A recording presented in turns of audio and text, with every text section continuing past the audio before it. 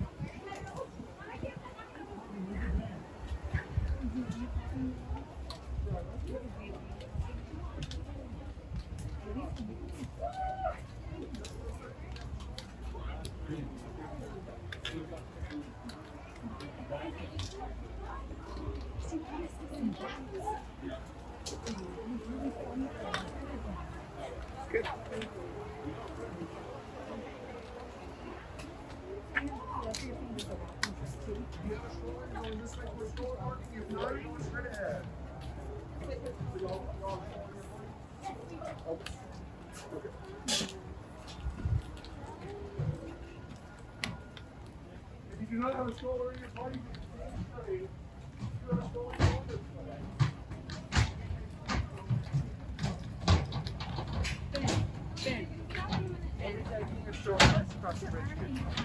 So make sure you have your food.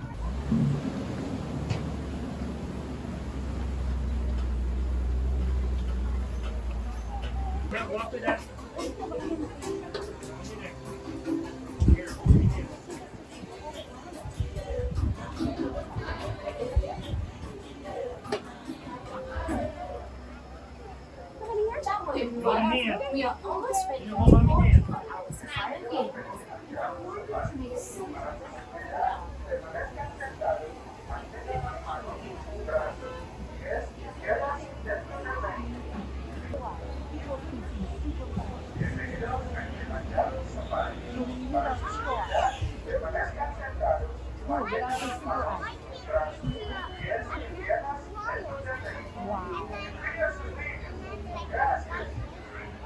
Con la licencia de avión. Para su seguridad, permanezcan sentados y mantengan las manos, brazos, pies y piernas dentro del vehículo. Y cuiden sus niños. Gracias. Welcome aboard. Please follow Hello, everyone. Welcome to Kilimanjaro Safari. Hello, everyone. My name is Jenny, and I am your driver to take you through the Harambe Wildlife Reserve. Up above you is an animal study guide that's there to assist you in identifying some of the animals. We're not going to see all of them, but we usually have pretty good luck. Face coverings must be worn for the entire trip, up over your nose and under your chin the same way I'm wearing mine. I do appreciate your cooperation with this. I mean, after all, we are in this together.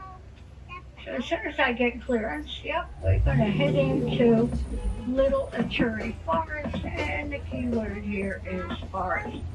You look around, you're going to see dense vegetation.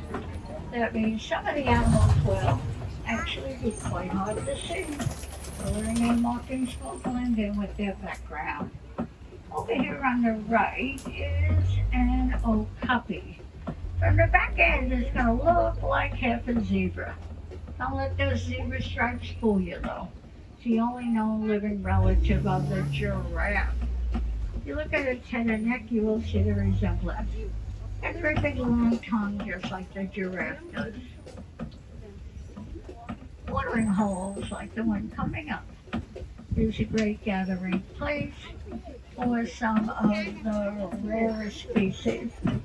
Well, for example, the black rhino.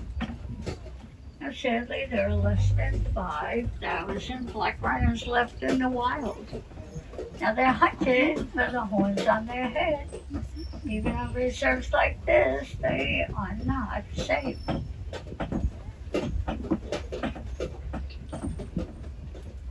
Oh, looks like we've got a black rhino laying right over here on the left, up against the wall. See him wiggle his ears, Levi? See his ears wiggle? That's a black rhino. And the reddish brown animals over here on the right, up on the top of the ridge with the thin white stripes, called bongos. They're also called the ghost of the forest. And the gray animals up there without the horns, those are female greater kudu, and I know they're girls because I don't see any horns. Male horns can grow to be 71 inches long. Birds over here on the left are saddle-billed storks. Get their name from that big yellow square on their bill. Kind of looks like a saddle. And when they find a mate, looks like they have, they will stay together forever.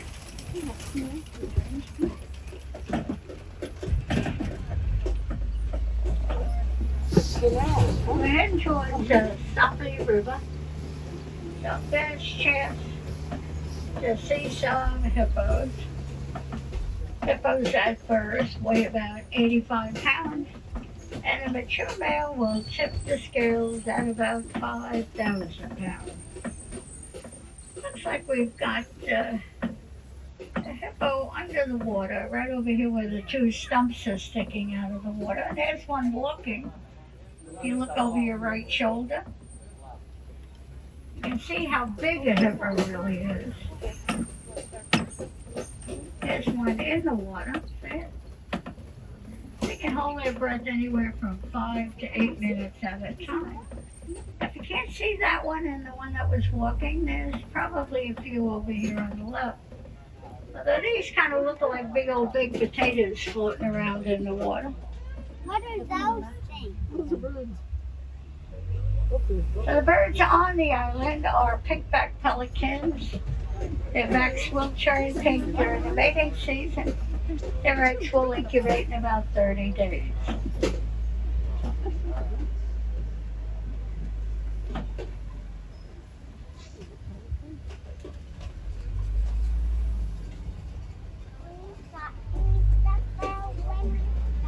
We're going to make our way around the bend towards a pretty unpredictable bridge. The reason I mention that is because the animals that live underneath the bridge are Nile crocodiles. So they are ectothermic. They open and close their mouths to regulate their body temperature. They also open and close their mouths to eat. And they look, well, just a bit hungry to me. I'm going to move right on up this hill.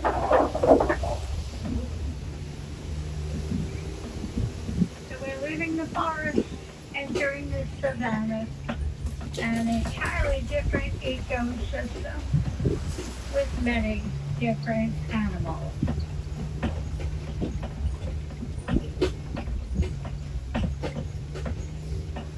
Speaking of different, just up ahead is an ancient baobab tree, and it looks like somebody planted it upside down, but those are the branches, not the roots. Only gets leaves about 3 months out of the year.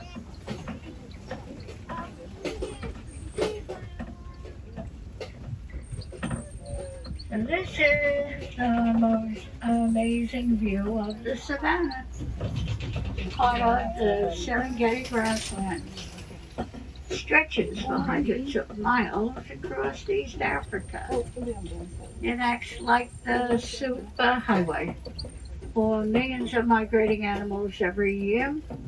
It really is all part of the wild Africa we're all trying to conserve.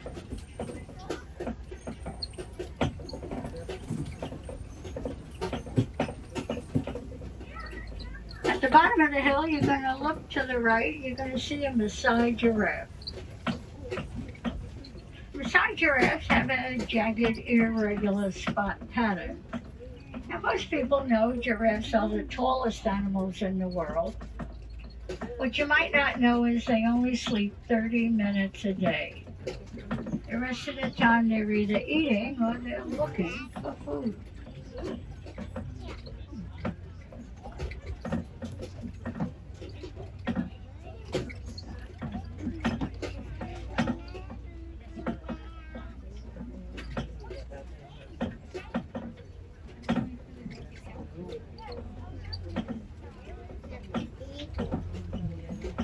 Over here on the left, I think hanging out in the cave over here, you're going to see some wild African dogs.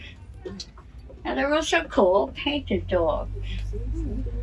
They are about 80% more successful at feeding their family than a pride of lions. And that's because they are so athletic. They can literally run an animal until it's so exhausted it gives up. Lions, well, they just don't have that kind of stamina. The zebras out here are Hartman Mountain zebra.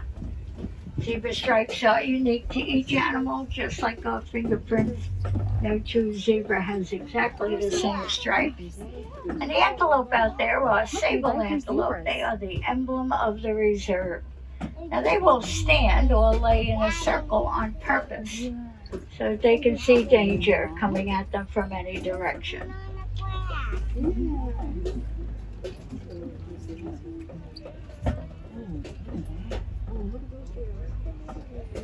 Now the mounds of earth that you see dotted throughout the savanna are termite mounds. And they bake in the hot African sun, where they become hard as concrete.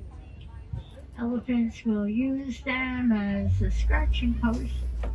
When they wear them down, antelope stand on them and look towards the tall grass or predators that just might be hiding.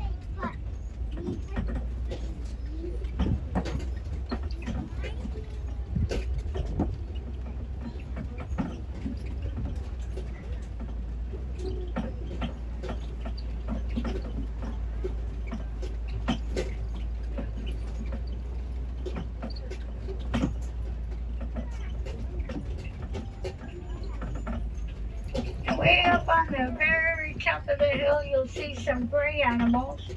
Those are white bearded wildebeest, one of Africa's largest migrations. They will migrate sometimes in the millions. Now, the word wildebeest is Afrikaans for wild beast. The Afrikaan people gave them that name because of the menacing look.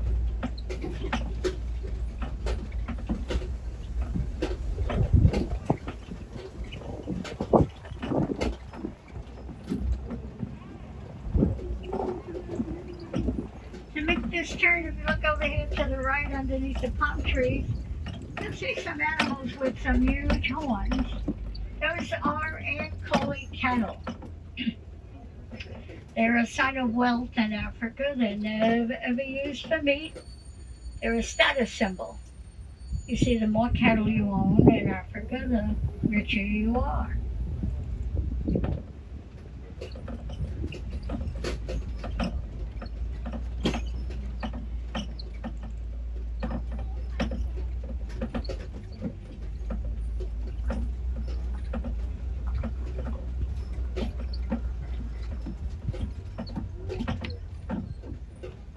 Over here on the right, the little guys with the black racing stripe are springbok.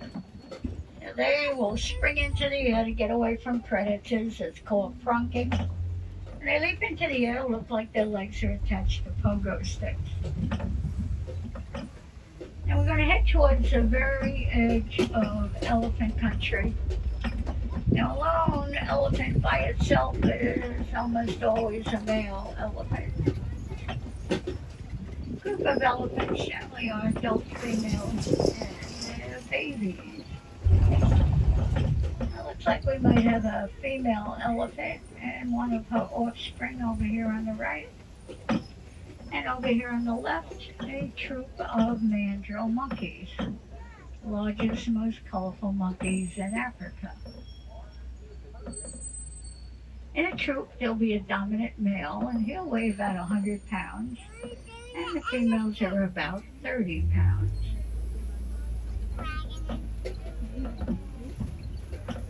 Now, the biggest threat to elephants are humans. They hunt elephants for their tusks. They're also moving into their habitat in very large numbers. With the destruction of elephant habitat,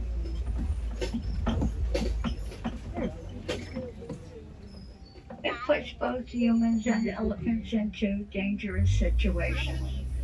Many things we can do to help.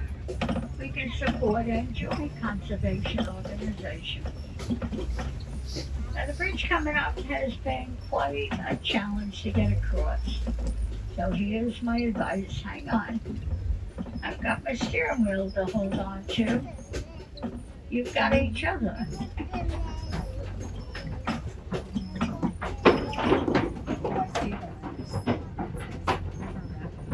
Looks like we're gonna make it this trip, but let's get out of here.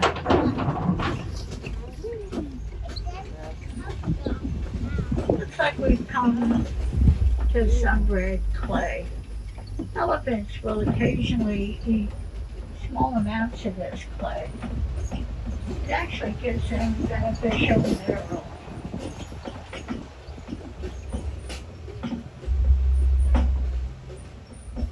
Many times you'll see elephants throwing dirt, mud, sand up on their back. And they do that because they sunburn so easily. That's their way of protecting their skin. Kind of acts like a natural sunscreen for them.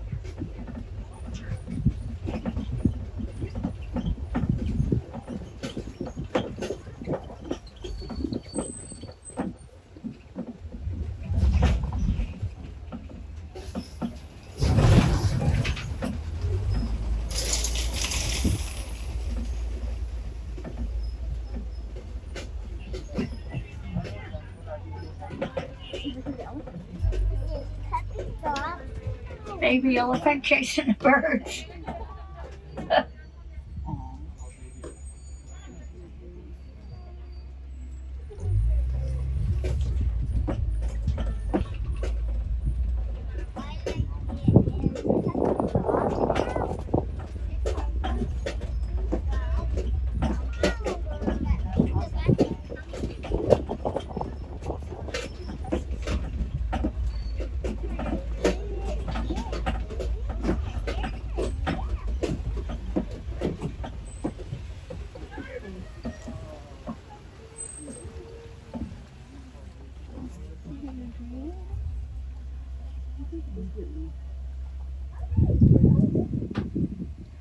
Looks like we've come across a flock of greater flamingos. Tail is pink. Oh, the little flamingos. Coloring comes from the carotene in the brine shrimp that they eat. It's flamingos.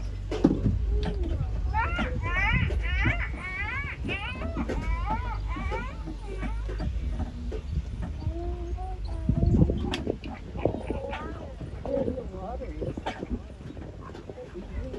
Resting. Look at that. Look at that.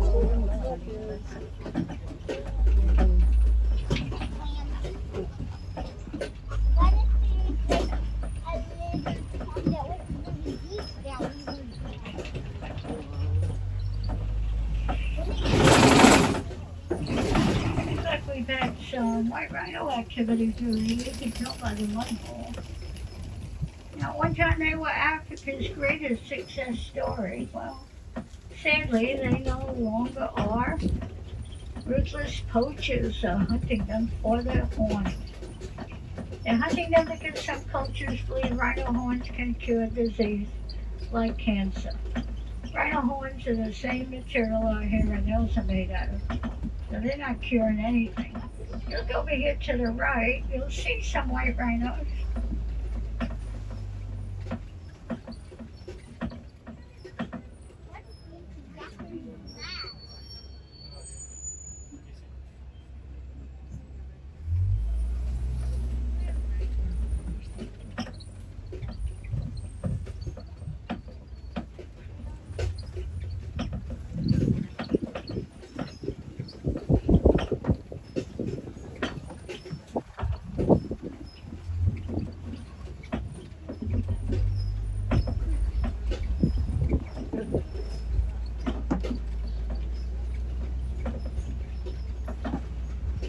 I see a couple of cheetahs over here on the left. There's one right back up there by the trees, and then there's another one in the middle of the hill. Now they run about 60 miles an hour for several hundred yards. They're primarily daytime hunters, and they are the only large cats that purr, just like a house cat.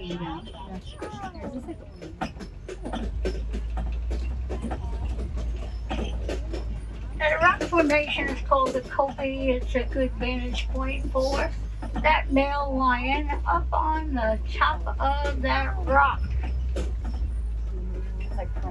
And the females do the majority of the hunting. The male, well, he's kind of like the house husband. Kind of takes care of the family while the girls go out and get his dinner.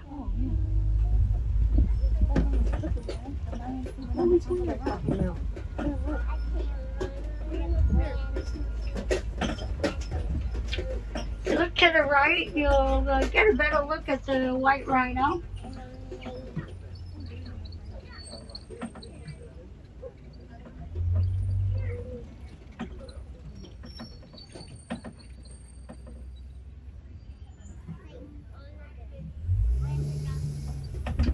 Brown antelope is a bantaba, nearly extinct in the wild, even though they're related to the wildebeest.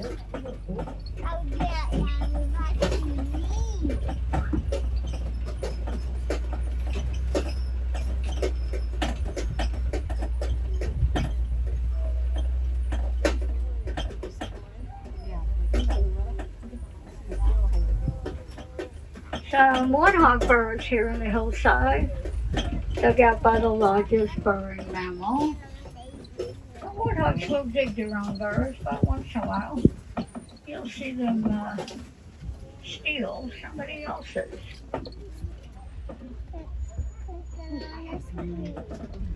Got an ostrich right here. Now they have feathers and wings, but don't fly. They do run about 40 miles an hour. And some ostrich eggs. Largest eggs laid by a bird. Each egg weighs, well, 2 to 3 pounds each.